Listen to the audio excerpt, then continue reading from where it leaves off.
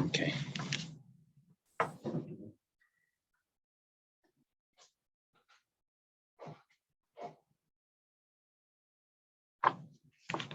Okay.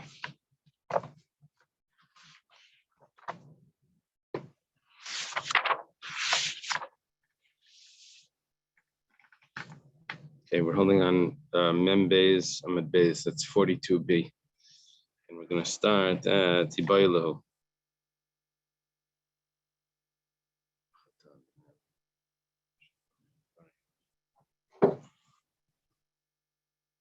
We thank Hashem that we're able to learn every day. Sometimes twice a day. In this list of our learning, we should have the base of English immediately. Okay, the Gemara has a question here. Is it about 10 lines down from the top? 11 lines down. Mukav get shikhr. The Gemara, the yeshiva has a question. Mukav get shikhr. Yesh like knas, yein like knas. If someone is really freed, the only thing is he's waiting for a slave is waiting for his document. What would be an example of that? Well, we had these cases before. If someone was makdish, if someone consecrates a slave. So we said the slave goes free. What he meant was to say that he should become Jewish. The only thing is he still has to write a document. Or there was an opinion if he's mafkir his slave, if he makes him ownerless. So we said he also, according to one opinion, he has to write him a document.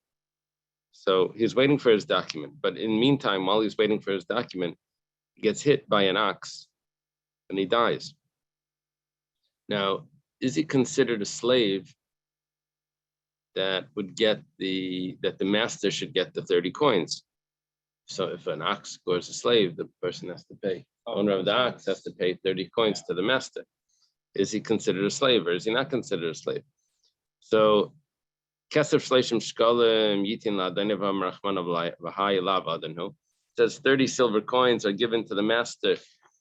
Hashem says, but this is not a master because he's already been freed. He's been made ownerless. He's been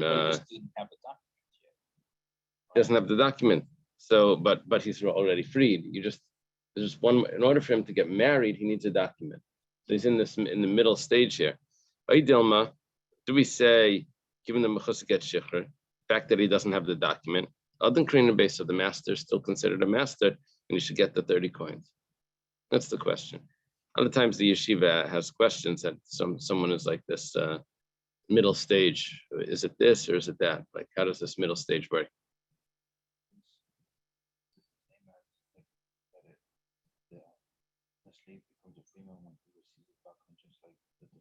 Right. Right. But here, the monetary aspect is already over. Only thing is the ritual aspect is still there. So does he still get, is because the ritual aspect is still there. The slave cannot marry a Jewish girl yet because the ritual side of this is that he's still considered a slave. But from a monetary side of it, he's not a slave. There is no monetary side. There's only a ritual side. No. No, she's a wife until she receives the paper. By a wife, there's only one aspect to this. By a slave, there's an ownership of it, and there's also Tashema. So come and listen. Hey, Miss Misha Chetzev Eved v'Chetzev Men Chayrin. Let's say an ox scores someone that's a half slave, half free. So we said nice and chatzi knas l'rabbe v'chatzi kreif l'yarshiv. So he has to pay half of a knas to the master, half of this fine of 30 coins, and also he also has to pay half of his value to his inheritors. So we're thinking now that we're following the opinion of Beis Hillel after Beis Hillel retracted from their original view. And Beis Hillel agrees to Beis Shammai that someone that's half a slave, we force the master to free him. So if that's the case, we're going to consider him already free. The only thing is he doesn't have the document yet because we're following the Mishnah Achrayna. The second version of Beis Hillel which says that he's basically free, just he needs a document. So my love, Commissioner Achrena, and you see he's getting a knas. Gemara says, like Commissioner Rishona. No, we're following the first view, where he's not free at all. He's a regular slave. Half of him is a regular slave. And so therefore, you have no proof over here that someone that's already freed monetarily just is waiting for the document that they should get the knas. Tashima, we have another proof. Let's say the rule is that if the master knocks out the eye or the tooth of his slave, the slave goes free. That's the rule. So because here the order that he did this was he probably socked them in the face. He says he knocked out his tooth. So the tooth fell out first, and then he blinded his eye. That was the second punch. So he knocked out his tooth first. So he's a free man. What about the eye? He has to pay him for it. He was already free at that time. But what's going on over here? If you say that someone that didn't get their document yet is still considered a slave, and they get a knas, and the knas goes to the master, so that 1 second. If someone else would have hit him, so they would give to the master. Let's say the master hits him. The Rabbi Gufay, the master hits him. So what's he supposed to do? Supposed to pay it to himself? If you say that there's such a person, the master is still considered a master because he didn't get his document yet. So at the second injury here, where we say he has to give it, he has to pay for that injury. Who does he pay it to? Probably pays it to the master. So if the master does it, how does he pay it? Puts it from one pocket to another. He doesn't pay him because he doesn't have the document yet. So we're saying that if when you don't have the document, you're still considered a slave. So what does it mean that he pays him? He socked him twice. Right. But the first one knocked out his tooth. So he's free. No document though. Second one, he blinds his eye.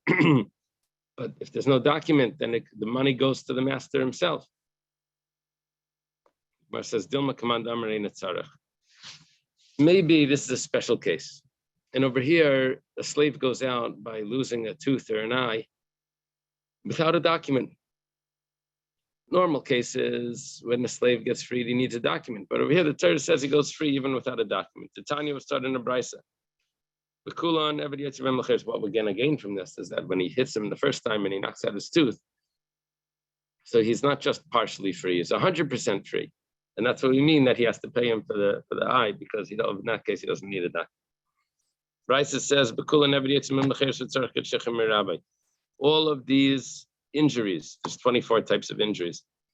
Rashi Varim, they're called, in the different parts of the body that get cut off or whatever. Well, and you need a document as well. Rabbi Yishmael. Rabbi Meir says you don't need a document. The injuries itself causes the freedom. Rabbi Elazar says you do need. Rabbi Tarfon says you don't need. Rabbi Kiva says you do need. Going back and forth of it.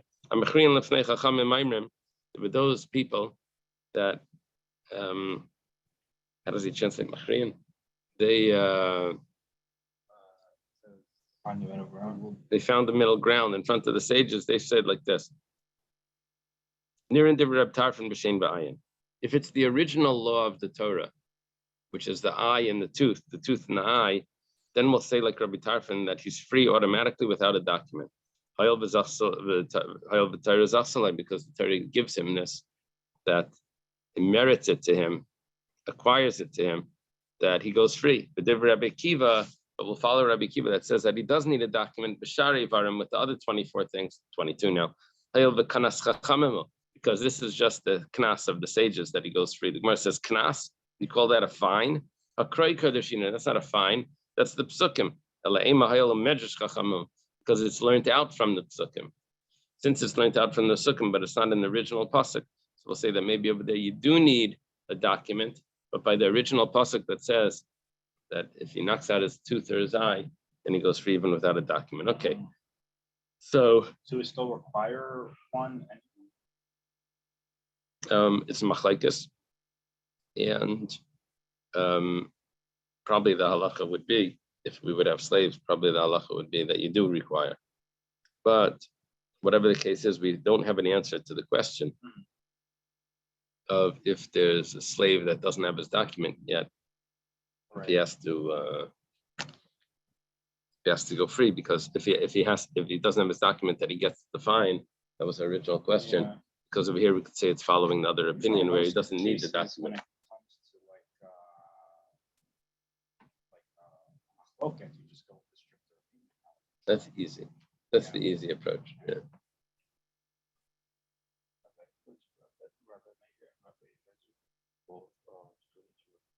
Yeah. Now it's unclear over here if it's Rabbi Eliezer or Rabbi Lazar. Here says Eliezer. If it's Rabbi Eliezer, then he was not a student of Rabbi Akiva. But Tarfon was a friend of Rabbi Akiva. Rabbi Shmuel was a friend of Rabbi Akiva. Rabbi Meir would be the only student here according to that. If it's Rabbi Lazar, then it's a student of Rabbi Akiva. And we have two students of Rabbi Akiva. There's no, I only have the acronym, Reish Aleph. Yeah. So to sum up, we don't have all these issues with respect to a get, as I understand it, because Right. a get, a woman's either married or divorced. There's no in between.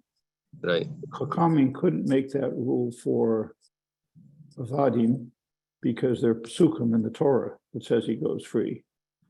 And apparently the interpretation was that in certain circumstances, he goes free upon the act. If Right. he's struck and he loses a limb, Right. for example, is that kind of a correct statement? Okay. Okay, Boileau, they have a new question. What about this fellow that we've been talking about, where should have gone free, but he's just waiting for his document. He's waiting for the paperwork. Can he eat truma meanwhile? The same fellow that before that either lost a limb or gets killed by an ox or something. What about now while he's waiting? Can he for his document? Can he eat truma? Kinyan kaspeyo marachman avaylav kinyan kaspeyo. The Torah says that the slave that's acquired by the master, that's a kayan, is allowed to eat truma. Well, he's not considered acquired because he was already set free. A Dilmar, maybe even the mechus get shikhr kinyan kaspe krinan bay. Maybe since he doesn't have his document, he doesn't have his paperwork yet, he's still considered acquired by the master, and he can eat truma. So Tashma, let's come and listen. Rav Mishashia says, let's say there was a kohenes that has a baby, but the baby gets mixed up. She's the mistress of the house, gets mixed up with the child of the shifcha. Well, there's no problem. The only problem is when they're going to want to try to get married. One of them is a shifcha and one of them is a regular shifcha is a maidservant. So it's just a regular maid, a regular slave. So, but the only thing is that a slave also eats truma. So it says, they can both eat truma, whether it's the daughter of the mistress, whether it's the daughter of the slave or the child of the slave. It doesn't say daughter. It's our vlada, means her child. The vlad shifcha with the child of the shifcha. They eat truma. But and the only thing is there's one little caveat that he can't go. The slave can't go to the home of the or to the field and to take the truma on his own without the master there, because the slave may end up growing up thinking that he's an actual Kohen. So he has to come together with the master. They never give it to the slave without the master there. So what it says over here is, when they go to the gairin, which is the granary, the threshing floor, they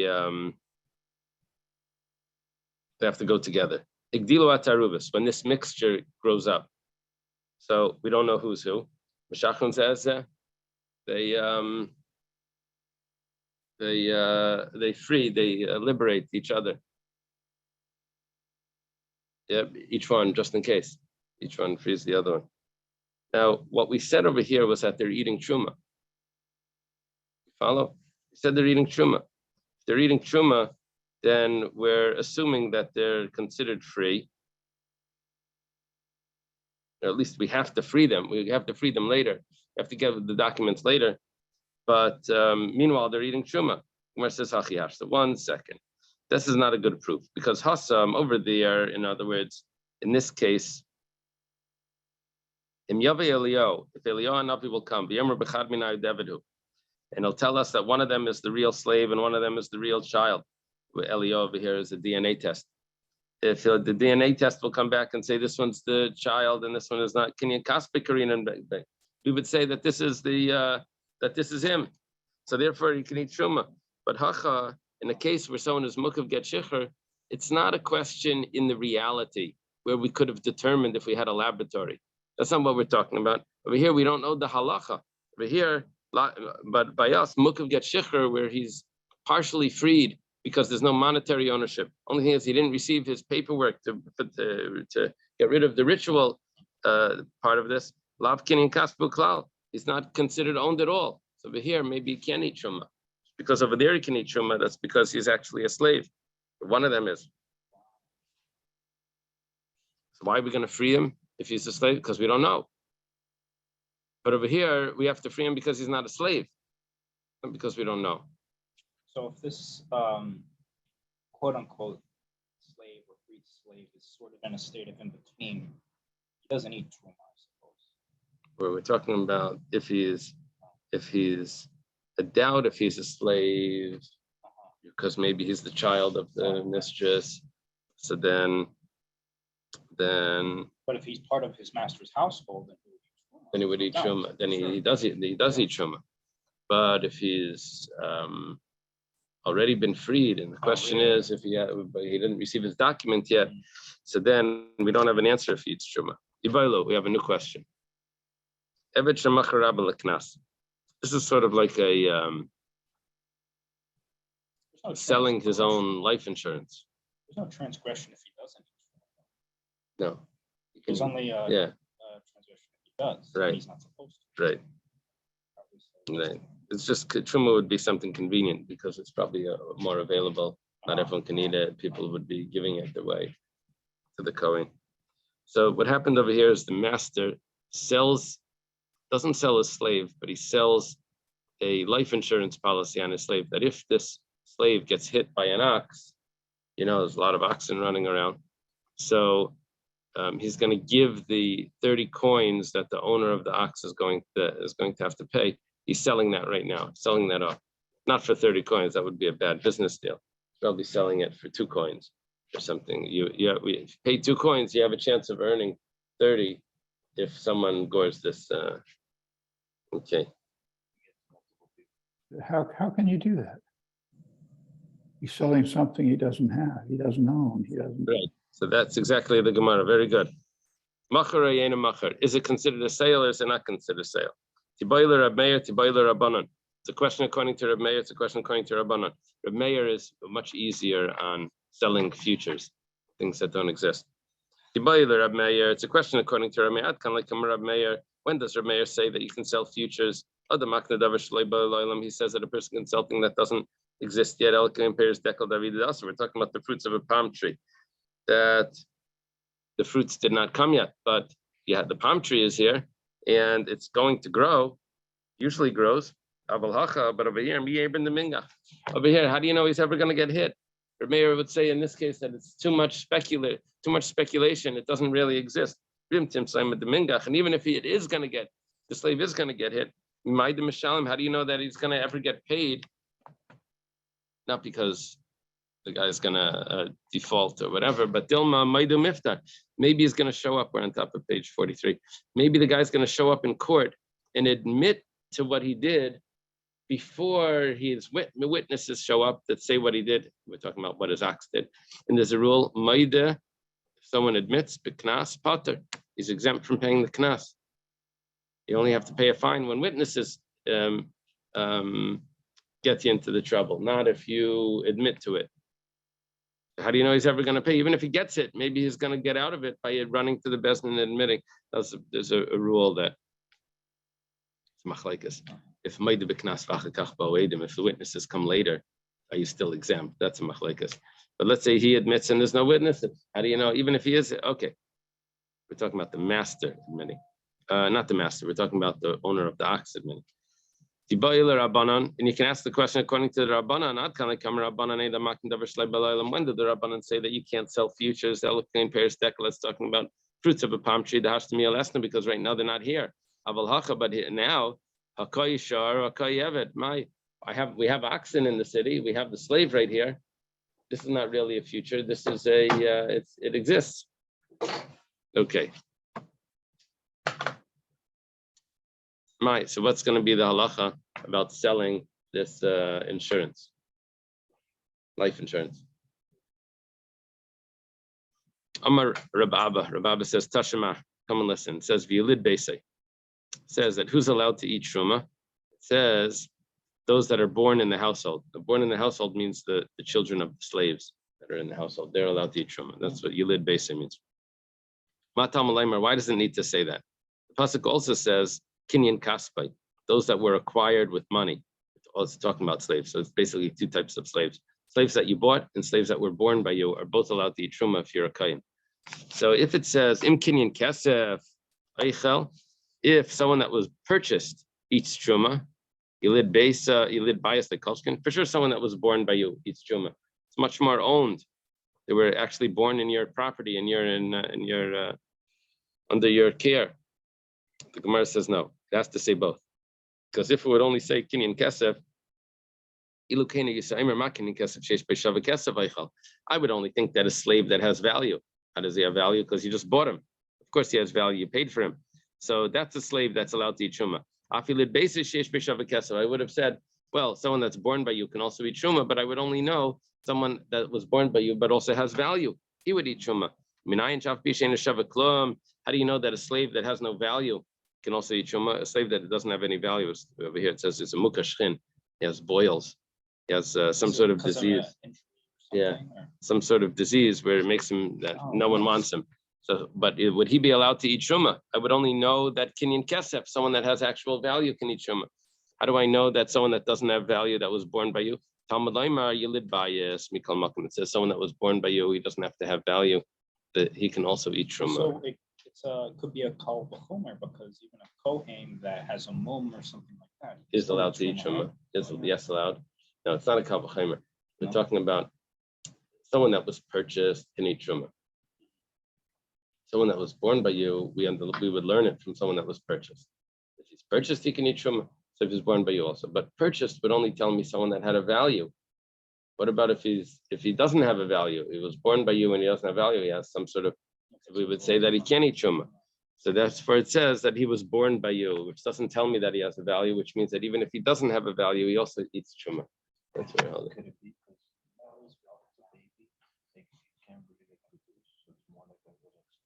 We're going to see in a moment. Wait a second. Right now, we're saying that he has some sort of illness. He has boils. He doesn't have a value. But right now, I would say Yilid Bayis, talking about someone that was born in the household. He, if he doesn't have a value, he still eats truma. He's eichel. But kinyan kasef, but someone that's purchased, yesh b'shavah kasef eichel, ein b'shavah kasef ein eichel. I would think that someone that's purchased, he can only eat truma if he has value. In other words, where do we get the non-value in? That's only if someone that was born into this estate. But someone that was purchased, he could only eat truma if he had a value. So the pasuk tells them meet together, someone that was purchased and someone that was born into the estate. Just like someone that was born into the estate, even if he has no value, he still eats truma. Also, someone that was purchased, even if he doesn't have any value, he still eats truma. Now, all of this seems to be a distraction from our original question. Original question was, can a person sell life insurance for his slave? Is it considered sold? Because there's supposed to be 30 coins that's supposed to come. But what we're answering now is that you just told me that there's a slave that has no value. Now, if there's a concept of selling life insurance on slaves, is there a slave that you can't sell life insurance on? Everyone has value. They have what type of value? Life insurance. How do you even come up with the case of someone that doesn't have value? You said, well, he's a mukashchin. But so what? Yeah, That it's doesn't already affect the life insurance. If an guaranteed, ox scores him, he's going to get 30 coins. Now we're talking about like a goy or something like that, right? Like A non-Jewish slave. a non-Jewish slave. Right. If they get injured or something like that, there's no, like, the Torah is just talking No, about if payment they for get just- injured, no. If a non-Jewish slave gets injured, the master, who's a Jewish fellow, As we said, if is there's like a half Jew, it's half the payment, but it's completely. No. Well, No, but a no, slave no. is half Jewish. No. Right? There was a special payment for a slave. So if it was only half the slave, we were going to say that he gets half of that payment. Right. He's going to get a different payment because of the other half. But here, what we're saying is that But he's all a slaves- non-Jewish slave, But all non-Jewish slaves are technically partially still Jewish. yeah. Right. Now, if that's the case, then he's supposed to get 30 coins if he gets hit by an ox from the master, from the owner of the ox. It's not 15. No, it would be 30. He's a full slave over here. Someone is selling his, he doesn't have a value for whatever reason, because he has boils or something. Gemara says, there is a concept of someone that doesn't have a life insurance policy. That's in Ika Eved Treifa. There is an Eved, a slave, that's a Treifa. That means that he's already on his dying, he's as good as dead. And he gets killed.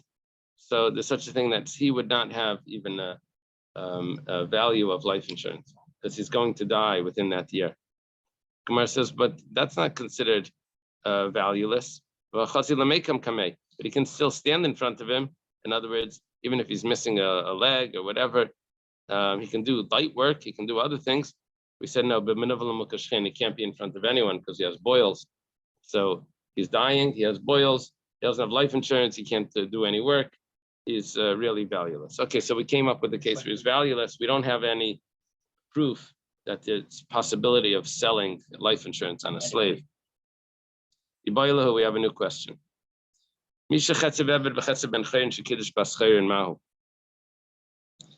have someone that's a half a slave and half free, that he gives kedushin to a Jewish girl. Does it work at all? What's going to be the din? So we're going to discuss over here in order to understand this. If a man tells a woman, you are married to half of me, that's a good marriage. What he really meant to say was that half of me is going to be married to someone else. You're just going to be one of my wives. That works. You're married to half of me. But if a man tells a woman, half of you is married to me, that doesn't work. The woman has to be married fully. The man could be married half. That's the rule. Well, what happens over here is we have a guy that's half slave and half free.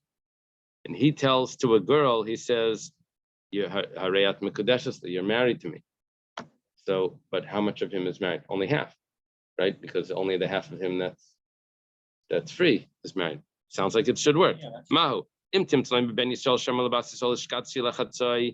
you would say that a Jewish person that tells to a Jewish girl, he says, marry half of me.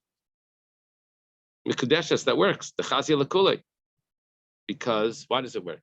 Because you could have married, she's eligible to marry all of him. The thing is, he's reserving half for another wife that he's going to take. But this guy, maybe not, because loy chazia lekule. He can't marry all. She can't marry all of him because half of him is a slave. Maybe it doesn't work. Maybe this is a different case. Let's take it the other way. Let's say a Jewish man that marries half a woman. She's not married. The Shia B'Kinyani, because he didn't acquire all of her. But in this slave, he married all of the woman. Only to half of him. So what would the din be? So we're like a little confused over here. Is it comparable to a Jewish man marrying a woman to half of himself? Or is it comparable to a woman, a Jewish man marrying half a woman? Tashima. So come and listen. Hey, Miss Misha, Chetzev Eved, Chetzev Ben Chaynes, Chetzev Knas L'Rabbi, Chetzev Kefil Yasha. Let's say an ox scores a slave that's half emancipated. He pays, the rule is he pays half of the fine, the 30 coins to the master. He pays half of the kaifer. Kaifer is the money that's given to the family of the deceased if he would be a free person. He gives it to the inheritors. V'amrit kedusha lav kedushin.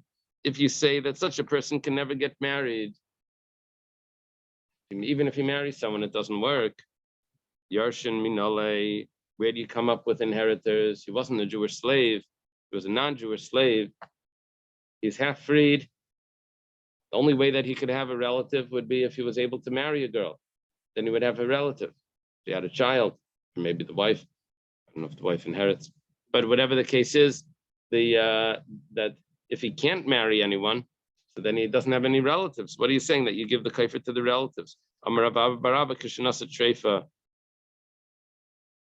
Kishasu Treifa. We're talking about where the ox didn't actually kill him. It only made him so injured that he's going to die. My Yarshav, what does it mean that you give the kaifer to the inheritors? Nafshe, you give it to himself. Well, that's a cute answer, but Amar Rava says, state Shuvas Pedavar. I have two problems with what you said. Chada, the first problem is the Yarshav Ktani. It actually says inheritors, it doesn't say himself. Va'id, and also kaiferhu. It's a payment that's only given upon death. You're trying to say that he should get it before he dies. That's why they make death certificates, so people don't run off with money, claiming that I'm dying anyway, pay me the life insurance. So here he only gets it when he dies. You're trying to say that he should get it before he dies, and who's the inheritors himself? There's no payment until he dies. Just like Rava. Question number one: why can't we bring a raya from Yaakov that when he asked Rachel to marry him, that he was really only asking her to marry half of him because half of him was essentially betrothed to Leah, right?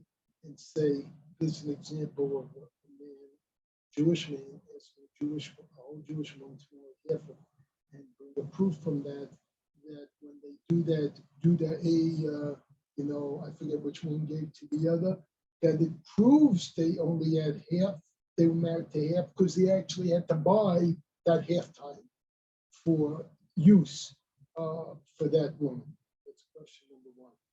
No, let's say that the answer is yes. So the answer is yes. The answer is yes? Yeah. He was married, half of him was married to Rachel, half was married to Leah. No, so my question is, why don't we bring that as a proof? No, because we're trying to we're talking about someone that's half a slave. Does it work over there? Leah could have married Yaakov entirely. Rachel could have married Yaakov entirely. He reserved part of it for the other one. But by the slave, the woman could not have married the full slave because half of him is a slave. Okay, let's go difference. back to the other, 1 second, question number two, the other day. All right, I dropped question number one, fine. Question number two, the slave that gets his tooth knocked out, Right. he's already free man. But then right after that, punch number two blinds him, right? He doesn't have, does he, what was the maskana? Does he or does he not have to pay him for being We say blind? that he has to pay him. He has to pay him, right? So Only thing is, we were thinking that maybe over there he didn't really need the document. no, I know it was a document issue. My question is, why can't you use it as a half? It was a 1-2 punch, you half out, half was still in. And No, then either he's free or he's not free. Yeah.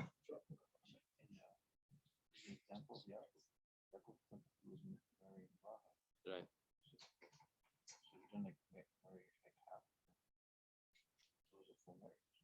Yeah, he's comparing it to half marriage. So if you have 4 wives, you're not like a quarter of you married to each one. It's all of you, right?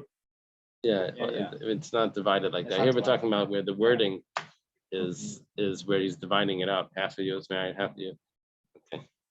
What if he marries a woman? Or a centaur. Okay. Elam Rava. Wait for in the third chapter of Nida. There's a Rashi discussion. mentions it in the bus. The third chapter of Nida, there's this discussion about a woman that gives birth to this creature. You know, so Mary had a little lamb and the doctor fainted. So whatever it is, and then someone came along and marries this creature. The Gemara has a discussion. Rabbi Yirmiyah has a question about. Okay. Elama Rava, rather Rava says, Royal Little Vein like. How are we going to learn this? That where he gets Chatzi Kaifer Liyarshav, he gets half the inheritors get half of the Kaifer. How are there any inheritors if he can't marry a woman? Right? He's half free. So Rava says what we're talking about is that if he would be able to have relatives, they would get it, but since he doesn't have relatives, they don't get it. It was all theoretical, not that they can actually take it. Amar Rava. Just like if someone marries half a woman, there's no marriage there. Also, if a man marries a half a slave, half a maidservant, because she's half maidservant, half free, it doesn't work because he has to marry the full woman, and here he's only marrying the free part. Dorish Rabba Bar Ravuna Kshem Shemakadash Chatzi Sein Mekadesh Chatzchetz Shif Chatz Baschen Sheniskat Shein Mekadeshes. Rabba Bar Ravuna taught this halacha that Rava said. Well, Rava was later, but we're going back in a generation.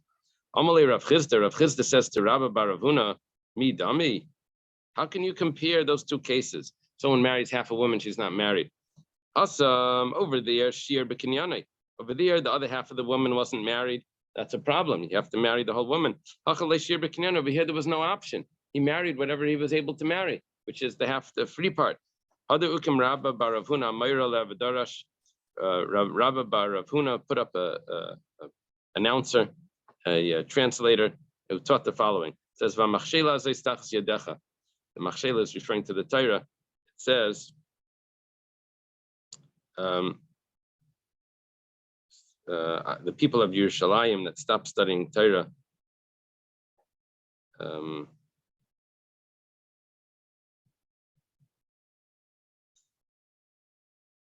it's called the Machshel is it means a stumbling block. It's referring to the Torah. It goes like this: you don't learn Torah until you make a mistake. The way you learn best is by making mistakes. So once you make a mistake, then you remember it. Even though they said even though they said someone marries half a woman, she's not married. If she's half a slave, she is married.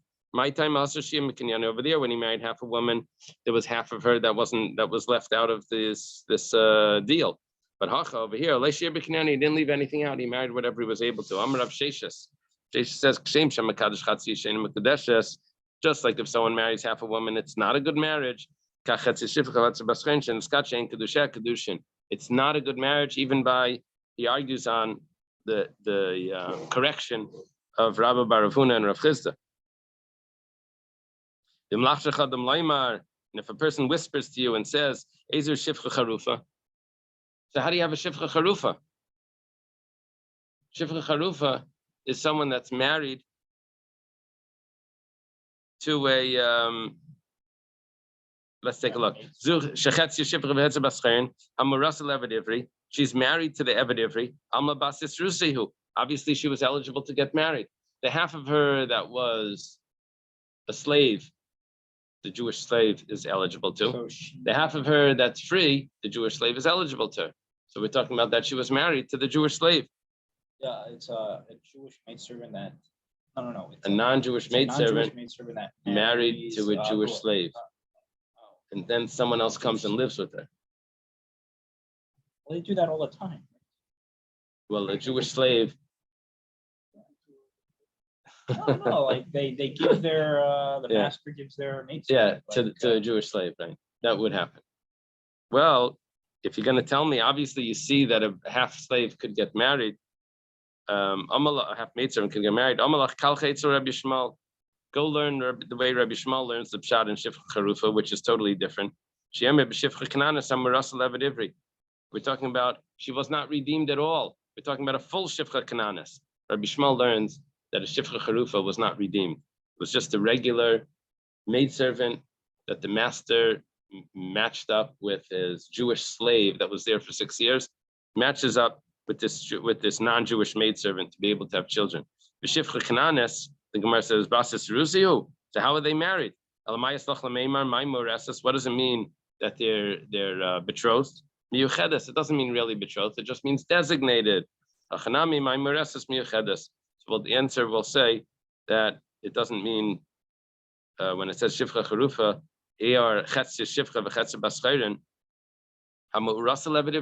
that's betrothed to an Eved. It doesn't really mean betrothed. It means designated because she actually can't be married.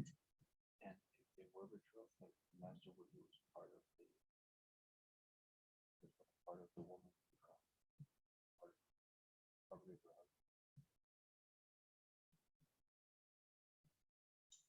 Now, if they're betrothed, that's because she's half free. According to Rabbi Shmuel, that she's not free at all. What is the Shifcha Charufa? A regular maidservant. She's not betrothed because she's not free. She can't be betrothed. She's just matched. She's just mating with this person. But what does it mean murasa? We use the word of betrothal. We just meant designated. Amar of Chizda. Chizda says, okay, we have a woman that's half free. She gets married to Reuven. And then she gets fully free. You hear what's going on? Yeah. And she goes and marries Reuven's brother. Now she was half married to Reuven, but we don't know if that marriage is good. Because that was our big question. Can she be married to Reuven? She's half free. She's only half free. She's half slave. So then she gets free, and now she marries Shimon. And now Shimon dies. How is she marrying another? Because the first marriage was nothing. Well, let's take a look. 1 second. And then Shimon dies. So now Reuven died, and Shimon dies. Levi, she does Yibam with Levi, who's the third brother. Now, and I don't say that this is the wife of 2 deceased brothers. They were not allowed to do Yibam. Very good. Yeah. Well, it wasn't really the black. Well, yeah, we would call it. What happens is like this. Liechtenstein is calling her Black Widow. What happened is she was married to, but what happened is she was married to Reuven. Reuven dies. Shimon, instead of marrying her, does Mimer. And then he dies. So now when she's gonna come to Levi, she's really marrying Levi because she's the widow of Reuven. And she's also marrying Levi because she's the betrothed of Shimon. So that's considered Shnei Mesim, and we can't do. It's only Eishes Achiv, only Achi Ames, not two brothers. Mimer was made that negates it for the. Yeah, this is part of it. Once Mimer was made, even if he dies, no, if a get was given, it negates it for the Yibam. Mimer is the beginning of a Yibam. It's a rabbinic kedushin that should continue into Yibam. But over here, because he dies, Yibam is going to be with someone else. Now she's coming with a Zika from two brothers. Anyway, over here we say that's not what's happening. Why? Manafshach, because you have to look at this either way. E kedushay de Reuven kedushin. If Reuven was married to her, she was half a slave. Kedushay de Shimon lav kedushin. Then Shimon did nothing because she was already married to the brother. She's a married woman. She can't marry someone else. Reuven only dies later. Be kedushay de Shimon kedushin. And if Shimon's kedushin is the real kedushin, then kedushay de Reuven lav kedushin. Then Reuven wasn't married. So she's really only married to one of them. This has nothing to do with the other one. The other one was just a fake. Okay. Itmar, that was a statement from Rav Chizda. Itmar, we have another statement. Chetzia shivcha v'chetzia baschayrin. A woman that's half slave, half free. Sheniskat Reuven. She gets married to Reuven, betrothed to Reuven, v'nishtachra, and then she becomes totally free. V'chazir v'niskat Shimon, and then she gets married to Shimon. Rav Yosef Bar Chama Amar Rav Nachman. Rav Yosef Bar Chama says in the name of Rav Nachman, Haku Kedusha Rishon. When she becomes free, the first Kedushin disappears. Like just goes up, goes totally off, and she's married to Shimon. Reb Zeira Amar Rav Nachman. Reb Zeira says in the name of Rav Nachman, it's exactly the opposite. Gomru Kedusha Rishon. Once she gets free, the Kedushin takes full effect. It was like hanging on, like when's she going to get free? And then the Kedushin like kicks in, and then she becomes married to Reuven. Amar Reb Zeira says, it's more logical to learn like me, the Ksiv, La Yamusu, Kileicha Pasa. If someone lives with the Shifra Harufa, we say that they don't get killed, even though she's designated to an Eved Ivri, don't get killed because she was not a free person. Hachu Pasa, but if she was free, Yamusu, they would die. Why? Because the marriage to the Eved Ivri would have taken place fully. Because at that emancipation, the Kedushin that was only halfway would have kicked in. Amalei Abaya, and Abaya says, "Oh, Tana de Beir Rabbi Shmuel, what are you going to do according to the Tana Beir Rabbi Shmuel? How are you going to learn this pasuk?" Tana de Beir Rabbi Shmuel holds that she was not a half slave by the Shifcha Charufa. She was totally slave, maid servant. The Amar B'Shifcha Kananis, somewhere else is Eved Ivri. Over there, Rabbi Tana Beir Rabbi Shmuel says we're talking about a Shifcha Kananis that was betrothed to an Eved Ivri. Hachinami, the Chichupasi Yamusu. What do you want to say that if she goes free, they're going to die? You can't learn it like that. She was never married. She was never married to anyone. Elamaya Stachlamemer. What are you going to say? Shechupasa. She goes free. V'chazer v'neskadsha. She would have to make a new marriage.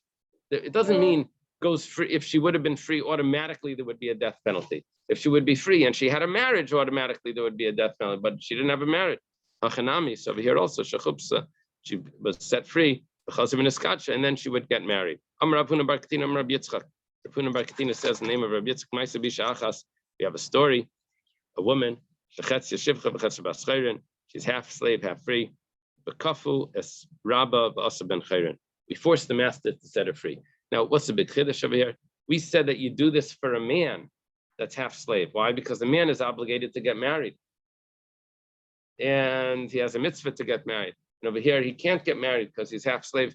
But now we have a story where they actually forced the master to set her free, even by a woman that was half slave, half maid servant, half free. Come on, who would this go like? Rabbi Yochanan ben Breka probably follows Rabbi Yochanan ben Breka. Rabbi Yochanan ben Breka has a unique opinion that says that the mitzvah of Pruah Revu is on the woman. Every woman needs to get married. They have to fulfill the mitzvah. And so therefore we have to set this girl free so that she should get married. Rav Nachman says you don't have a proof to that. Minag hefker nagaba. It wasn't because we wanted her to fulfill a mitzvah. It was because she was being promiscuous, because she was half free and half not free, and that was not what we wanted. So we forced her to become free so that she should get married and that she should be under someone's jurisdiction, her husband. Okay, let's leave it over here. Oh, there's this end, right? I like them broken.